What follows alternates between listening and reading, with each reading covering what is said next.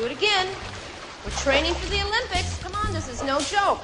Gotta get your acts together, you girls. Second class cinema. Won't you be together?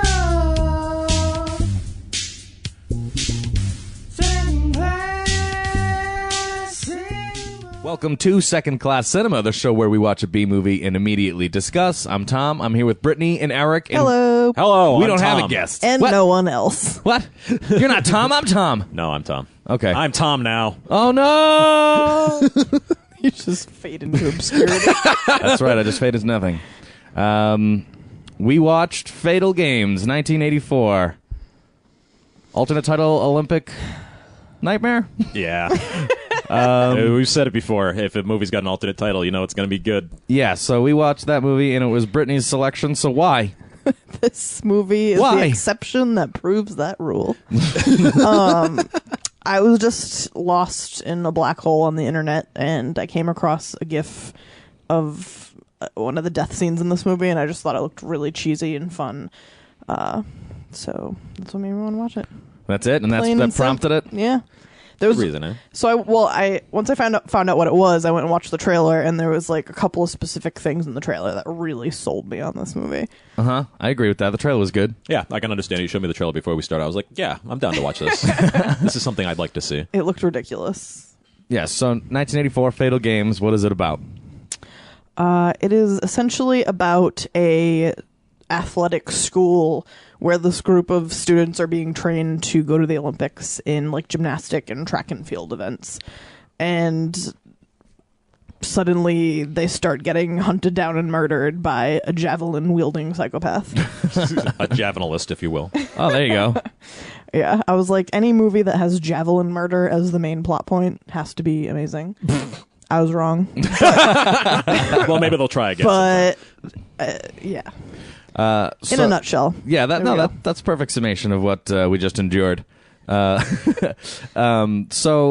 I would say a plus side to this movie, let's go ahead and mention it, Massachusetts, right? That's where they said it took place in Massachusetts. Total plus in a fictional town. Yeah, it was at Brookfall, it says. Sounds Yeah. like I was we were like- does that exist? Yeah, I was like, was that real? Sounds like it could be real. It's like on the other side of Massachusetts where we don't venture. Yeah, the western part where it's like strange over there. You don't know what's going on. They dress appropriately, and they don't speak with Rhode Island that slang or anything. Yeah, I know we're some weird blend, but no, I would say that was a plus. I guess if we're being really giving, that's a plus. Yeah. Well, yeah, a little hometown pride. Yeah.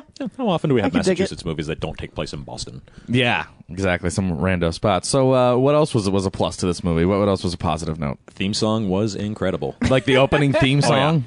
Like, someone just watched Rocky 3 and then immediately went to their keyboard. It was like this uplifting montage music, and it was just like, had like orchestra strings, and it was like, ding, ding, ding. I'm pretty sure the lyrics were literally "take it to the limit," It was "Take It but to the not Limit." in the same like melody as we know it. Yeah. It almost sounded like someone was writing a parody of a montage scene, and they just like left in the music. They were like, you know what? This is almost genuine enough. Just throw it in. Yeah. Yeah, I was like saying that it reminded me of something that like Brendan Small would write. Yes. Home movies and Metalocalypse fame. It was just like You gotta give it everything you got. You gotta go to the top Yeah. and fight your way up. yeah, just like a hyperbolic version of any of those amped up songs. Yeah, totally. So what else do we have for pluses? Initially, Anything well, I'll just come right out and say that my strength column versus my fail column is trailing behind at a paltry 2 to 5. 2 to 5 ratio. That's not good. I chickens to initially 5 wrote that the chickens. kills were a strength in this movie, but in retrospect, I don't know if they entirely were. There were 3 really good ones, and some of them were just really lackluster. Yeah, I would say it's almost half, though, and if we're boiling this movie down to what it is, which is a slasher, more than half, roughly half the kills I thought were pretty cool, for lack of a better word, They were enjoyable. Yeah. Yeah, honestly, now if I'm thinking about it, I feel like the kills were the only strength of this movie. Yeah. It's kind of like banking on, slashers are a genre now. Let's make a slasher, and we'll just kind of shit out a movie with a couple of good kills, and we'll throw them in the trailer. Yeah. Yeah, that's kind of what this movie ended up spitting out to us. Yeah. very specifically, there were a couple of really cool kills that we can say for favorite parts. Yeah, definitely. So that's all we really got. I just expected more. The javelin is such an unwieldy weapon. I feel like they could have just taken it so much further, but instead they dumped on us like 110 minutes of exposition that nobody gives a shit about. It expected us to care about characters that we had no reason to care about. Well, they did that. They took advantage of us in that sense, and they were talking about, there was a lot of like almost red herring style plots, like there were these medication things they were taking because these doctors were monitoring these teens at this academy. I don't understand what's going on. No clue what's happening, and So we're done with strengths, right? Yeah. No, we were long past that. but with the fact that it's just a javelin, I mean, I understand watching the whole movie, I guess why. Yeah. But it would have been cool if it was more track and field murders, because there was like a representative of each sport in our cast of characters. Yeah. And it would have been cool to see people die with more than just a javelin, because they had the opportunity to do something kind of different. Yeah, And they kind of blew it. With something with the shot put ball, weight stack. Yeah, at one point, doesn't he pick up the shot put ball? He does, and he just like walks away. Yeah. He hides Yeah. in the dark until everyone leaves.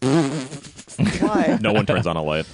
Yeah, so I mean, it was kind of weird that they just they're like, oh, this is the idea, this is what we got, and this is what we're going with. But honestly, the fact that I can't stop saying honestly, that was a huge selling point on the movie for me. I was like, javelin murders, fuck yes. I guess it's a I mean, who hasn't looked at a double-edged javelin sword. and thought, hey, that's a murder weapon? I mean, I know I do every single time I see a javelin, which it's a good thing I know near track and field territories. I feel like they needed to push it further or scale it back to 1 or 2 kills with javelin and then go about the other track and field events. Yeah. Like you were saying. Kind of ended in like a weird middling area. It's like, we saw 5 javelin kills. Either we should have seen less with more variety, or just 30 javelin kills. Like, something ridiculous. Like spearing 5 people at once through the gut or something. Yeah, that would have been totally worth it, actually. So now that we've successfully transitioned to what was poor about this movie, Rather quickly. let's keep going then. What else we got? The foreshadowing couldn't have been more ham-fisted if they went to the deli section of the supermarket and asked for a ham to wrap around their fists. Cold cut foreshadowing. So how so? So explain All right, yourself. So every single time they cut to the javelin representative of the team of athletes, they would just play the sinister music. And the thing is, it was the most sinister music, and he's just like So throwing, forcibly. Yeah, and he's just like practicing the javelin. He's not doing anything sinister with the javelin. And the movie's obviously trying to either A, convince us that he's the killer, or B, throw us off and make us think he's the killer when he's not actually the killer. Which, either way, that's ham-fisted as fuck. Or C, make us very afraid of the actual javelin itself. Javelin's very scary. Yeah, it's the Hey, they got me. What they wanted people to do was exactly what I did, which is go, hey, he's the killer.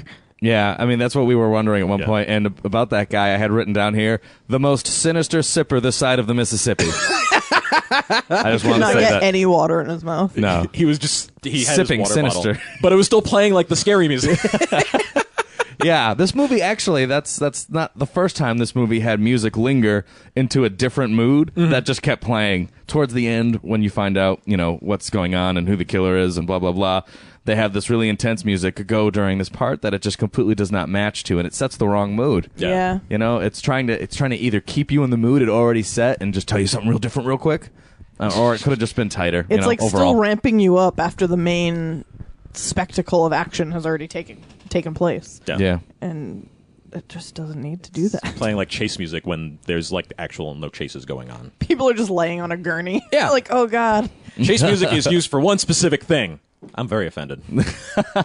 And on top of that as well, I'm going to say that one of the best parts to slasher movies are the cast of characters that you can go along the ride with, who you can relate to, who you fucking hate, who you can't wait to see die. I had no sort of connection with any of these characters. Every character was indistinguishable from the next. Yeah. I don't So know generic. any of their names. No. Nobody had any defining features except for the sport that they played. Yeah. That's it. And Yeah, I'm like, is that the shot put guy? Is that the shot put guy? That's how we were calling him through the whole movie. They didn't make me connect. yeah, I mean, it took us like 3 minutes on IMDb to figure out the characters that we needed to talk about if we discussed the plot. Yeah, and then we It's bad. realized we couldn't figure it out. Yeah, this movie had a stunning lack of story and plot in the beginning. There was like no motive, no build up, no explanation of anything. They just give you a title card at the beginning. They're like, Falcon School of Athletics. And then the movie takes off. You gotta fight your way to the top.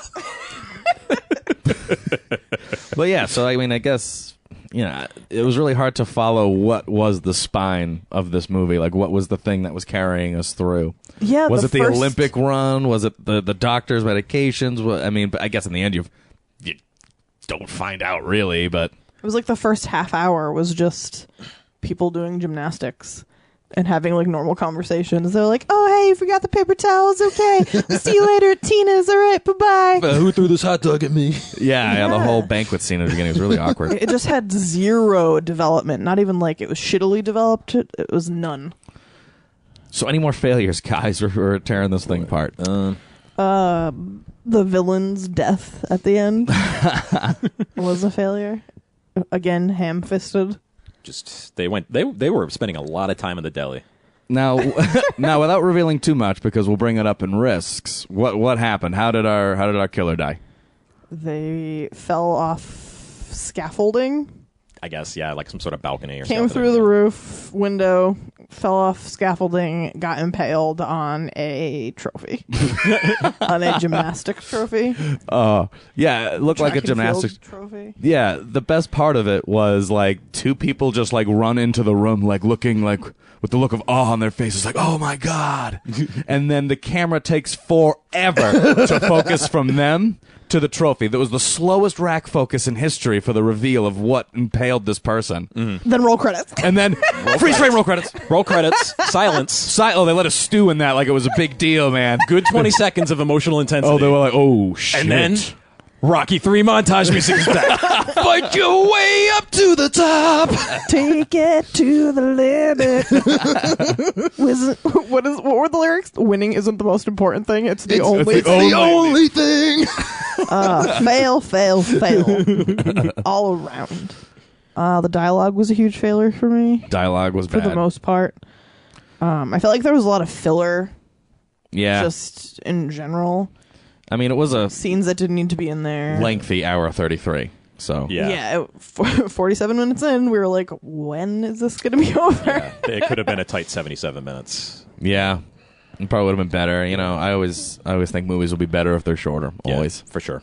It was rather gratuitous as well. I have gratuitous TNA written as a failure, which Me too. I'm Not like- TNA, but just gratuitous. is ridiculous. Like almost every other scene just had naked women like in the background. Yeah. With no reason for that to be happening. I love how the alternating shower scenes, all the men were showering with underwear on, and all the women were just totally naked. If there's man ass in this movie, no one's gonna want to see it. Yeah, no one likes full frontal male nudity. 1984. perfectly ladies and clear, gentlemen. Yeah. It's the 80s, baby. Right? I don't Anything else? usually mind gratuitous nudity, but it has felt- to be supplemented with something. Yeah, it felt like very crass. Supplemented? Like they just threw it in there Supple. because Sorry. Sorry. it just felt like, okay, well, a slasher movie is supposed to have gratuitous TNA. We'll just Yeah. throw it in there without really any justification or context. Yeah, it was just like, hey guys, we're a slasher. This is- Here you go. Yeah. You know, thin, real thin. It feels very like of its time, just completely half-ass cash in because Yeah. the Jason movies and the Friday the 13th, rather Nightmare on Elm Street movies were so popular, that kind of thing. Yeah, totally. Right around the same time this came out. This is 1984, so you know, slasher was kind of fresh. Yeah. It was new. Everyone was doing it. It was going straight to VHS. People were renting these all the time. You know, that's the name of the game. And you know, before we move on to favorite parts and anything, one more quick thing that the movie did right was it followed the slasher rules. It did. It did, you know what I mean? It did everything that a slasher movie should do. So, It basically it's a D+ student. yeah. You're passing, but just barely. Yeah. Basically like me in high school. You managed to come in on squeezed time. by. You didn't disrupt us too much. Exactly. There are a lot of what the fuck moments in this movie. Yeah, totally. Well, I mean, do we have any risks? Actually, if I have one more failure. Oh, okay, just straight failures. Speaking of how this is kind of a stock slasher movie, the characters in this movie are fucking imbeciles. Because I mean, I'm just sitting here thinking, like, did they just not know how to write movies back then? And I think no, they're good movies from the mid '80s, but like the characters start getting picked off and like they disappear, and there's extended conversations through multiple scenes. They're like, Nancy Wilson hasn't been around in like 3 days and no one's heard about her and no one said anything, and then Joe Schmaltz is also missing. No one decides to call the police at any point in this movie. No, they actually walk past the police, and he's just like, "I'm going to my house." Yeah. Did anyone even mention that missing black girl? No, that was completely Like, glossed over. They went Yeah. right from the missing girl, Nancy, the first one. I think I remember that name Yeah, being thrown out in the beginning. Nancy Wilson, because they keep talking about her. She was the only person that they kept mentioning. Yeah. Yeah, that was weird. This movie was just lopsided in such weird ways. All over the place. I almost fell asleep towards the end. Uh-oh. It's one of those. All right, yeah. Sorry, that was. I the think last this failure. movie took 0 risks. 0 risks. Well, yeah, I mean, that's kind of D+ student. Followed the rules. Didn't do anything wacky except for the end, which we will address a little bit later. Actually, we can address it now. Let's address it now. I guess the javelin weaponry is a kind of a risk. Sort of. Yeah. It's kind of limiting. I mean, it's not a risk in the sense that, I mean, this came out the year before Gymkhana, right? So was there's a huge gymnastics push So during many this time. gymnastics are. Yeah. Why were they obsessed with the Olympics in 1984 and 5? Well, because wasn't it over the recent boycott of the Yeah, Olympics? Aaron. Oh, yeah. So everyone was described it pumped up for it again. So it was, Kind of everyone was like excited. a fresh topic to address. Yeah, I'm sure it was all over the news at the time, that kind of thing. You know? yeah. But let's address the end of the movie as a risk, right? I mean, Sort of. I don't know. well, either that or it's a failure, in my opinion. I would qualify it as a failure, yeah. Total All right. sleepaway camp. So ending. it's funny because I called sleepaway camps like maybe halfway through the movie, maybe a little bit closer to the end, and then it turned out that it was actually true, but I didn't even mean it in that sense. It was weird. You just got like a sleepaway camp vibe from it. Yeah, build up this reveal for us. build up the reveal. Yeah. Okay. Well, the movie didn't. Why should he? Well, injured girl. Yeah, so our main lady, our main character girl, she just got attacked but survived the killer. So she meets up with Shot Put Boy, and he saves her, and he brings her to, what is it, the nurse of the school. Yeah, Yeah. Diane. Diane, the nurse. And so she arrives at her nursing station, and we see that behind the curtain, she is the one who is dressed like our javelin-throwing killer. So we figure out, oh my God, it's the nurse the whole time. So she's undressing herself, so she looks like a nurse. She comes out, she starts to treat the wound, and then she removes herself from the scene, and on a newspaper On like the floor. on the floor, right, like she holds on to this newspaper all the time. But she can't be bothered to put it on a shelf somewhere. No, or frame it. This is a big event in her life. It says that her sex operation failed, and that she was disqualified from the Olympics And it was like a picture of her with a javelin. with a javelin. So then it was, oh no, she's what? A man But- pretending to be I a didn't- woman, pretending to be a nurse, I didn't know. pretending to not be a javelin murderer. I didn't know if she was a woman trying to become a, like, what side of the sex operation failed? What was she Yeah, first or he first? There's zero explanation about that. Okay. And then on top of that, like It's very vague. What I found very weird is then like the injured girl like freaks out and like decides, oh, she must be the killer. Wait, what does that mean? Like, Yeah, she, why like- does that mean she's the killer? Because she got a sex change operation. Yeah. Maybe because she had the javelin. She saw She the had the javelin. javelin. Maybe. Yeah. I don't know. It seemed very. Her PTSD kicked in. I guess so. Jump to I don't know. conclusions.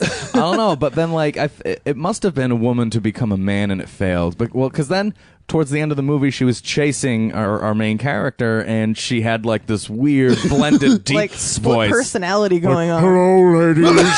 Like Stone Cold. Where you going? What? Yeah, so then there's like this chase, and she's chasing her through, and simultaneously being like, "Oh my God, I'm a lady," and being like, "I must kill you all." I bet it was a woman trying to become a man, because I bet that the whole javelin motif was supposed to be a metaphor for penetrating cock. It could. Yeah, that would. You probably. It's. You and like your I penis said. symbolism. That's the only kind I understand. No.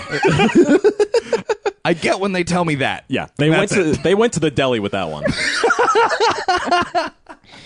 Her voice, though, was one of my favorite parts of the movie. Yeah. I couldn't figure out what it sounded like, but it sounded like a drunken man at a roast in like 1962. Yeah, like the you Like know a your pig roast. roast. Exactly. So, I mean, I guess it's totally derivative of Sleepaway Camp. So that's not really a risk because it didn't even do it as in the shocking manner that Sleepaway Camp did it less than a year prior, assumingly.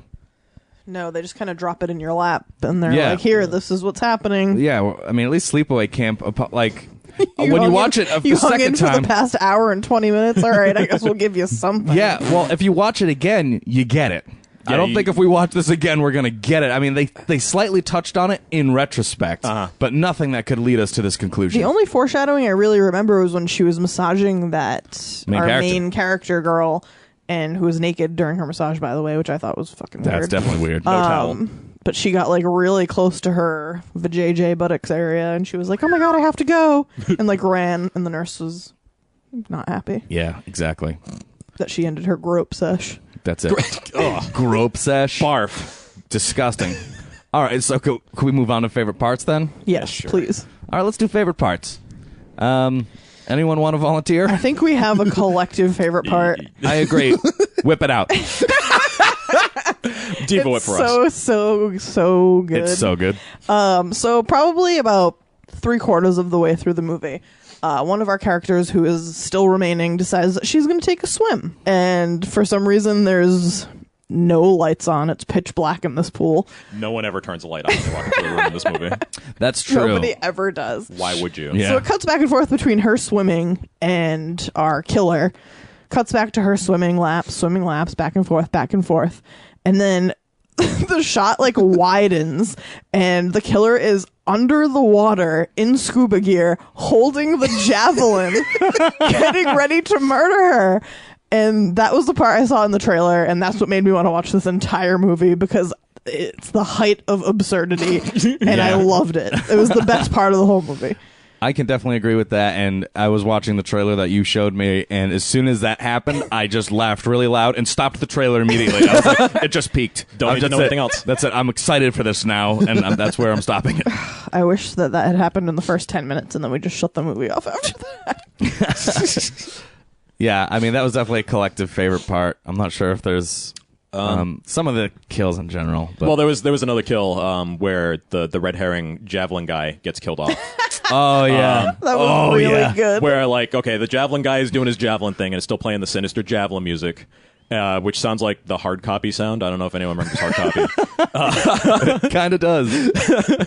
Isn't that just like, That- boom? that's actually one of my favorite parts is that noise. That noise followed by, like, a rattlesnake. Yeah. And then, like, Commodore 64 music. But you know, I felt like they stopped doing it halfway through the They movie. did. I was going to mention that. That like, was a fail. No total consistency. fail. Yeah. No consistency, because that noise was awesome. I looked forward to it every time, and it was well placed, and then they just ditched it, and I was like, wow, the one fucking thing.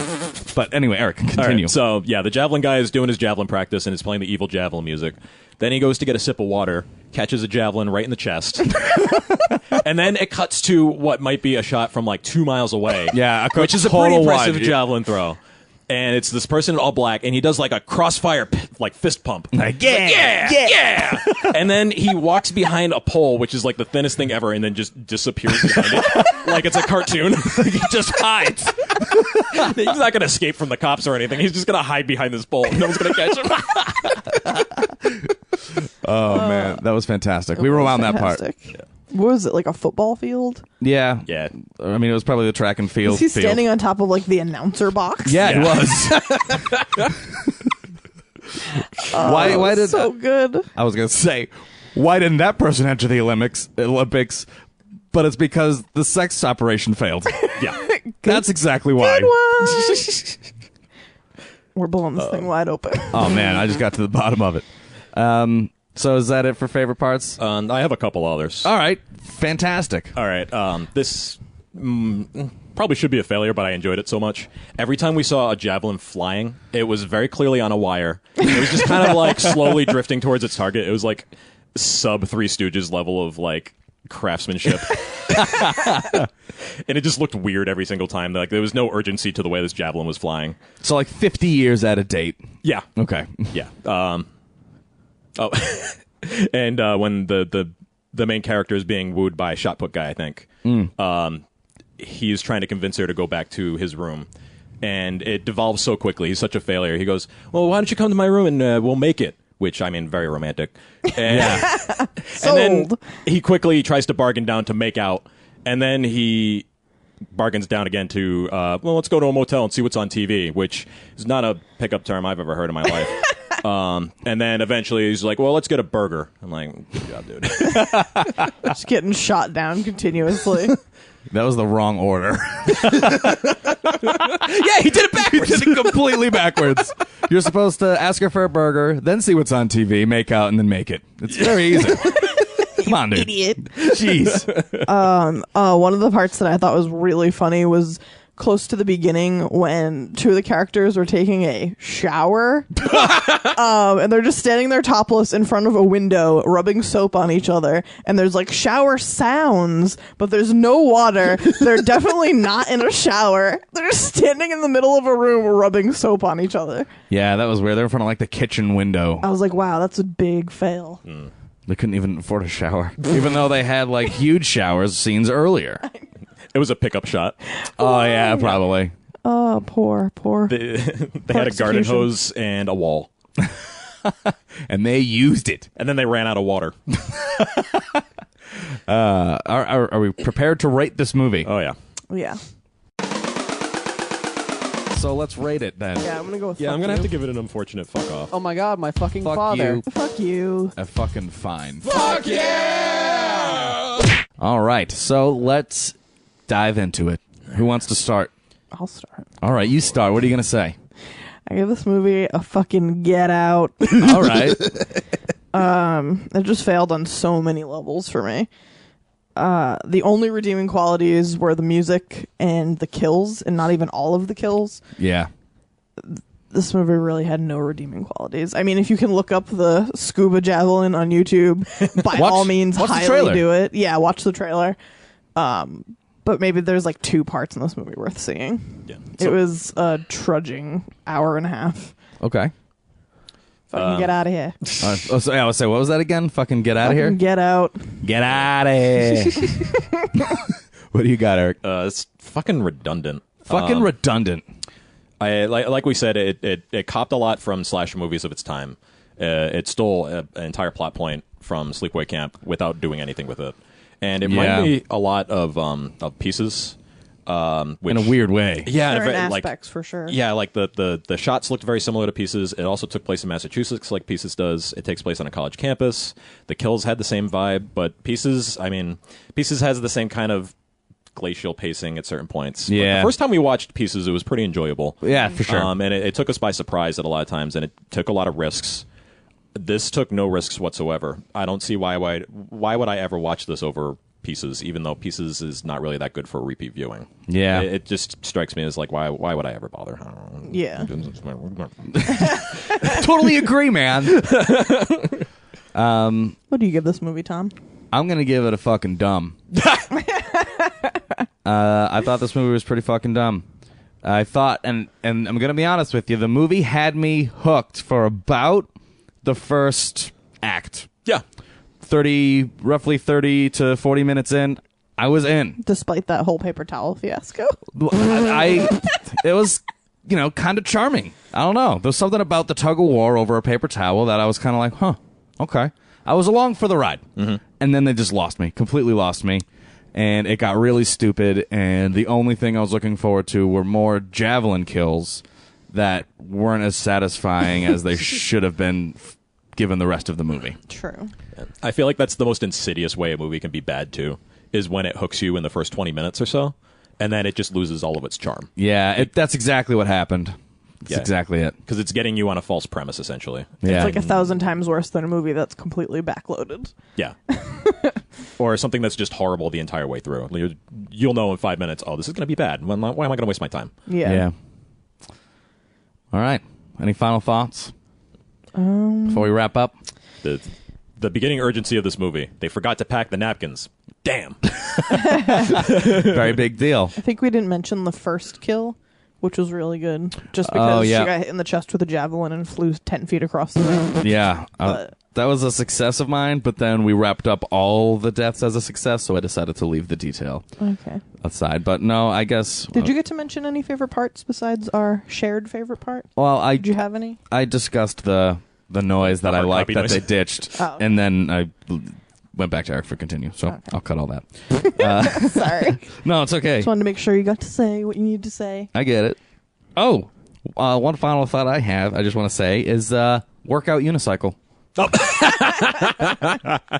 Yeah, I'm not used to seeing 80s workout equipment, but it all looked wrong.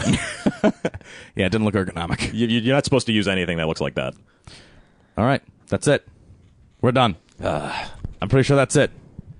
We weren't impressed. No, very, very disappointing. Failures across the board. Yeah. I mean, this movie didn't get a fuck you, though. It didn't. Let it be clear. It didn't. It was not that offensive. Yeah. Well, actually, I was going to say, on top of my rating, I guess the recommendation part would be, let's say I was 12 years old and I had a sleepover. Sleepover Tommy's out, and it's time to wind down. Let's put in a slasher movie that we can enjoy and fall asleep with. This is it. Yeah. Because by the time you want fall to go asleep... directly to bed. By the time you fall asleep, this movie's done anyway. Yeah, you got true. the first 30, 40 minutes in it, and then you're maybe up for another 15 and you're done. And then you're good. You don't care about the end. You don't care about that shit. Maybe you wake up for the end and you say, what? That movie was awesome. And then you watch it again and you go, nah. All right, well, if we don't have any more final thoughts, you've been listening to Second Class Cinema. We watched 1984's Fatal Games on YouTube, and not impressed. No, thumbs down. Overall. If you'd like more information, visit our Facebook page, facebook.com/Second Class Cinema. We are on Twitter at 2ND Class Podcast, the number 2ND Class Podcast, Second Class Podcast. Makes perfect sense, right? Yeah, I like it. Got it. Yeah. We're also on... Take it to the limit. We're on YouTube. We're on Podbean. We're everywhere. We have a gift catalog up on our Podbean of all the movies we do. We have some great gifts. We have some good stuff up there. Good. We need to get our hands on this so you can do it too. I know. We'll figure it out. I know. I don't actually own this movie, so for me, making gifts might be slightly difficult. Disqualify you now. I don't like So I guess that's it. to disqualify you. Indian food's here. Yeah. But that's what Good I'm going night. to I'm going to have get my to pistachio do. on.